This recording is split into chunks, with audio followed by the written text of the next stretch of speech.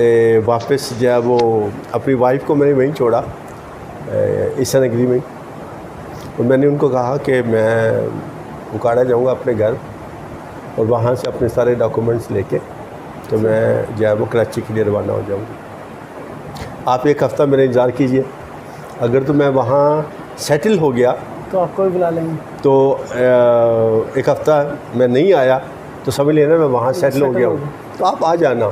सही, आप आ जाना। और अगर मैं एक हफ़्ते में वापस आ जाता हूँ तो फिर हम यही काम करेंगे। सही। मेरे लिए जो है ना बहुत मुश्किल भी थी और खुशी भी थी बड़ी। मुश्किल इस बात की कि हम पढ़े थे पंजाबी मीडियम में, यहाँ और वहाँ जाके इंग्लिश मीडियम स्कूल में जाके काम करना था और इंग्लिश मीडियम के बच्चों को पढ़ाना था। ये मेरे लिए मुश्किल बात थी कि गाँव से खालिस पेंडू उठ के जाके पाकिस्तान के सबसे बड़े शहर में जाके और बड़े स्कूल में जिसका एक बड़ा नाम था वहाँ जाके पढ़ाए। खैर मैंने ये चैलेंज चूँकि एक्सेप्ट किया था और खुशी की बात मेरे लिए ये थी कि ये मुझे एक मौका मिला है कि मैं एक गांव में रहता हूं और पाकिस्तान के बड़े शहर में और बड़े अदारे में मुझे काम करने का मौका मिलेगा। और दिल में तहैया किया कि पूरी कोशिश करूंगा कि अपनी उसमें कामयाब हूँ। खैर बहरहाल मैं उकाड़ा से यहाँ कराची पहुँचा 12 बजे के करीब। शहर को देख के बड़े खुश हुए। सही, कि हमारा तो रेलवे स्टेशन भी उकाड़ा का छोटा सा रेलवे स्टेशन था, कराची का बड़ा रेलवे स्टेशन देख के बड़ा अच्छा लगा। और फिर वहाँ से जो वो एक रिक्शा लेके सेंट पैट्स पहुँचे। सेंट पैट्रिक का इतना नाम था कि रिक्शे वाले को बताया था कहाँ। हाँ ठीक, मतलब उसने नहीं पूछा कहाँ है कहाँ नहीं, फौरी मुझे। तो वहाँ आके जो है वो बजाज से मिले तो बजाज बहुत खुश हुए मुझे देख के कि मतलब पहुँच गए। उस वक्त वहाँ शार्ट कोर्स 3 माह का कोर्स चलता था Sindh board of technical education की तरफ से।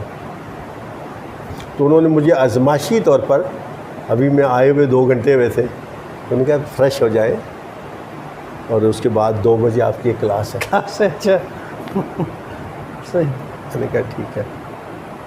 तो इलेक्ट्रिकल डिपार्टमेंट के इलेक्ट्रॉन तो वहाँ उस वक्त था ही नहीं। सही, इलेक्ट्रिकल डिपार्टमेंट की क्लास थी।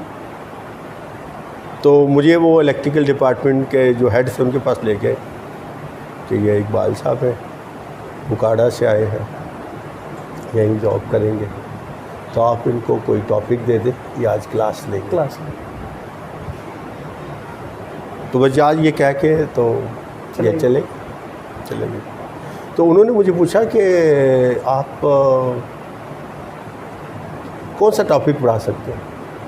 मैंने कहा 2-3 टॉपिक आप बता दें उनको, इसमें मैंने कहा नहीं ठीक है, आपको जो टॉपिक पसंद है ना आप वो बता दें। तो मैंने उनको एक टॉपिक बताया, ठीक। तो थोड़ी देर के बाद ही हम ऊपर क्लास में थे।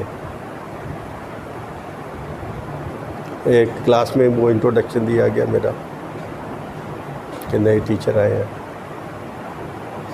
और थोड़ी देर के बाद ही वो इलेक्ट्रिकल डिपार्टमेंट के हेड 2-3 इंस्ट्रक्टर भी सामने बैठे हुए थे, और थोड़ी देर में जहाँ वो 2-3 ब्रदर्स जिसमें जॉर्ज प्रिंसिपल भी थे वो भी पीछे आके बैठ गए। पौने घंटे की क्लास थी।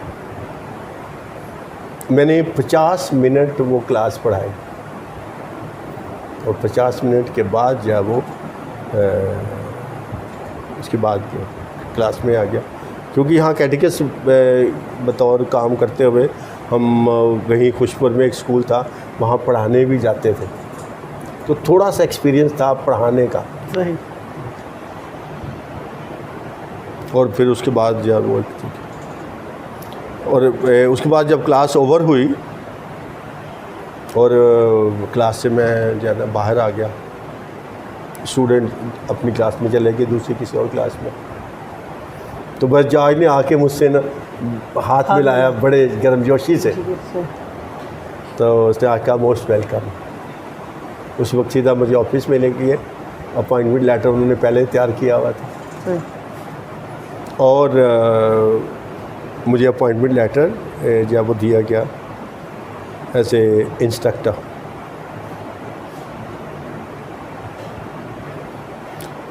मैं ज़रूर बताना चाहूँगा कि उस वक्त 2 शिफ्टों में मुझे जॉब मिला, मॉर्निंग और आफ्टरनून। सही। बाद में वो 3 शिफ्टें हो गई, तो इलेक्ट्रिकल से जो है ना वो स्टार्ट किया मैंने।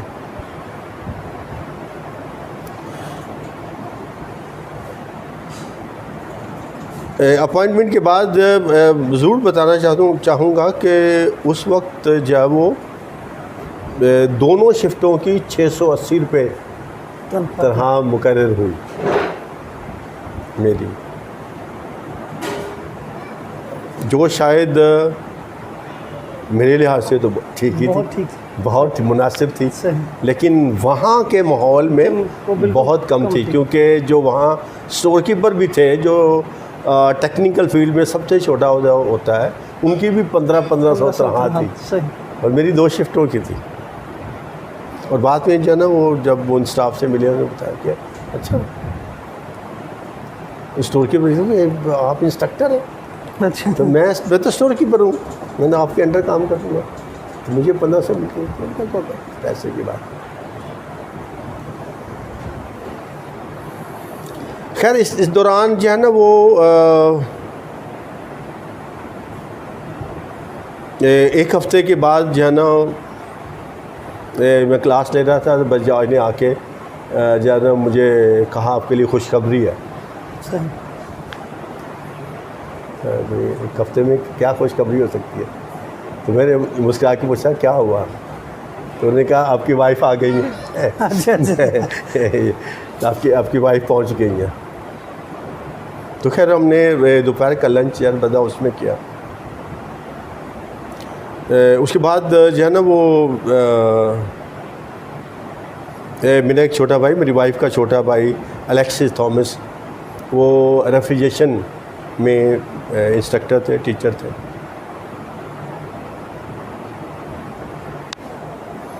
तो उन्होंने मेरी रिहाइश का इंतज़ाम कर दिया, क्योंकि बिशप जॉन जोसेफ के 2 भतीजे सेंट पैट्स में ही काम करते थे, जिनको उस वक्त तो मैं नहीं जानता था, लेकिन शाम को मेरी मुलाकात हुई, और वो कराची गुलबर्ग के इलाके में रहते थे। तो उनके पास मैं 3 से 4 दिन वहाँ रहा, और जब दोस्तों से पूछा कि वो कहाँ गर्मी से, तो कहा हमारी जो ज़्यादा जो लोग रहते हैं वो आज़म बस्ती की तरफ है। आज़म बस्ती है, अख्तर कॉलोनी है, कश्मीर कॉलोनी है, ये पास आबादी हैं जहाँ हमारे लोग ज़्यादा रहते हैं। तो अगर आप अपने लोगों में रहना चाहते हैं तो उनसे बताएं। यहाँ मैं एक बहुत शायद आपको अजीब लगे, जब मुझे भी शायद मेरे लिए ये थोड़ा सा मुश्किल, कि मैंने मकान जब वो ढूंढ रहे थे, यंग सा पतला दुबला सा था, अकेला ही घूम रहा था गलियों में, कई लोगों से मकान पूछा लेकिन किसी ने। अचानक मैं वो गलियों में घूम रहा था तो किसी ने मुझे पीछे से आके ना ज़ोर से पकड़ा। मैंने घूम के देखा तो वो मेरा वो क्लास फेलो ही था, जो मेरे साथ सरगोदा में पढ़ता था, मुझसे सीनियर था, तो कुछ सब्जेक्ट हमारे इकट्ठे थे। उसने मुझे कहा काफ़ी देर से मैं आपको देख रहा हूँ यहाँ घूमते हुए, ऊपर छत से आपको देखा, इस गली में उस गली में। किसको ढूंढ रहे हैं आप? तो मैंने कहा किसको ढूंढा यार, मैं तो सेंट पैट्स में मेरी अपॉइंटमेंट हुई है और उन्होंने कहा है कि उनके पास तो घर नहीं है। तो कहा कोई बात नहीं, आप आ जाए।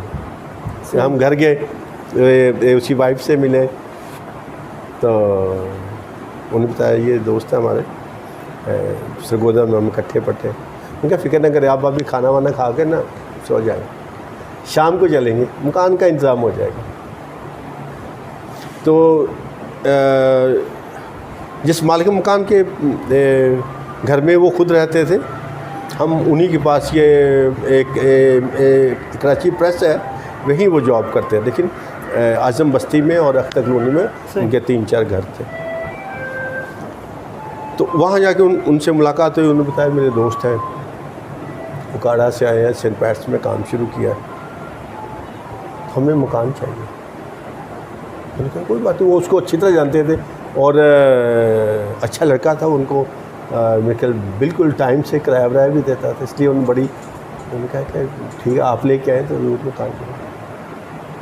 तो अख्तर कॉलोनी में उन्होंने आके हमें एक मकान दिखाया, 2 कमरे का घर था, जिसमें एक कमरे में पहले एक ख़ानदान उस मालिक मकान की भांजी रहती थी। 7 वाला मकान जो वो मुझे मिल गया, जिसका किराया जो वो 150 रुपये था। बामा बिजली, बामा गैस थी नहीं, लेकिन बिजली थी। अच्छा, एक दिन के बाद जब मकान को ले लिया तो वो ख़ातून ने पूछा कि आप शादीशुदा हैं?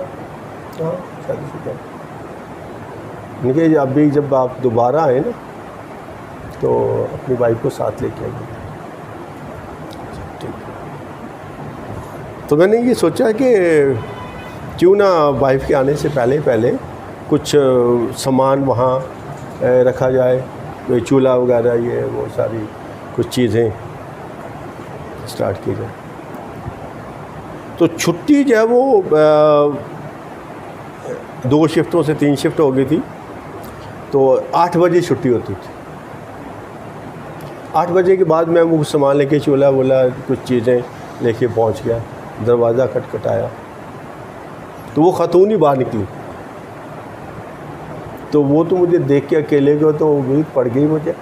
क्या आपको कहा है कि आपको पहले से बताया था जो है वो कि आपने अगर दोबारा आना है तो अपनी वाइफ के साथ आइए, छड़े आदमी को नहीं हम यहाँ रहने देंगे। तो मैंने उनको कहा सॉरी, मैं तो ये कुछ सामान था रखने आया था। तो वो मुझे वो रख लेने थे कमरे में, मुझे सामान पकड़ा दे, मैं खुद ही रख देती हूँ।